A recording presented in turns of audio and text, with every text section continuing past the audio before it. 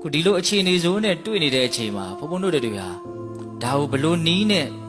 ရင်ဆိုင်တုံ့ပြန်မလဲဘလို့အမြင်တွေဘလို့အတွေးတွေနဲ့ဘဝကိုဖြတ်သန်းမလဲအဲ့ဒါအမြင့်ဆုံးအမြင်ကိုပြောခြင်းအဲ့ဒါကဘာလဲဆိုတော့ဒုက္ခဘုံကြီးထဲမှာနေပြီးတော့ဒုက္ခကိုမတွေ့ခြင်းဘူးဆိုလို့မဖြစ်နိုင်ဘူးဟုတ်လားဘုံဘုံတို့တွေကဘယ်ထဲမှာနေတာတော့ဒုက္ခဘုံထဲမှာနေတာဒုက္ခဘုံထဲမှာနေတာမဟုတ်ဘူးဒုက္ခဘုံထဲနေတဲ့လူဟာဒုက္ခကိုတွေ့ကိုတွေ့မှာပဲ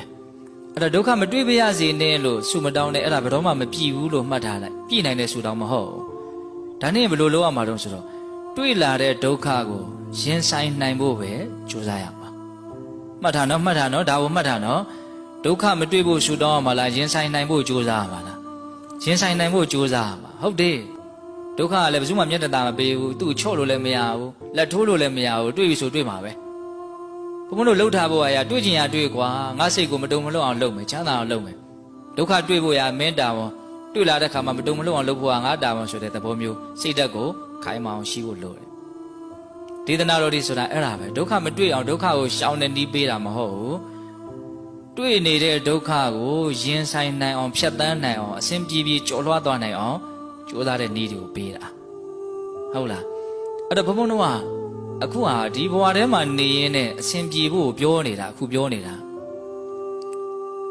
ကံစေဥဒုအာဟာရဆိုတဲ့အကြောင်းတရားတွေကိုကောင်းအောင်ပြင်နိုင်ရင်ချမ်းသာမှာပဲ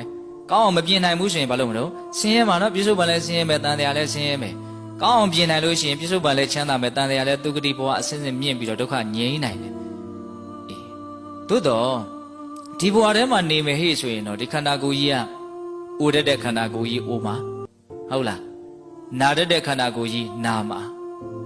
သူကခိုင်ခိုင်မာမာတိဆောက်ထားတာမဟုတ်ပြင်ဘက်ကနည်းနည်းလောက်အတိုက်ခိုက်လေးရှိတာနဲ့ပြောရရင်သူကပျော့တယ်ပေါ့နော်နည်းနည်းမှအထိမခံတဲ့အကောင်ပဲဒါကြောင့်မြတ်စွာဘုရားကုံဘူးပမှန်မြေအိုးနဲ့တူတယ်ခွက်နဲ့ကိုယ်သွားနိုင်တယ်ဟုတ်လားဒါသူ့ရဲ့သဘာဝပဲလေသူ့ကိုနားလည်ထားဖို့လိုတယ်ပြီးရင်ဒီနေ့ဘာဖြစ်သွားမှာတော့ပျက်စီးသွားမှာတေသွားမှာရှားထားဖွေထားတာတွေပေါင်းတင်ဆက်ဆံတာတွေအကုန်ထားခဲ့အရွယ်ရှိမရှိ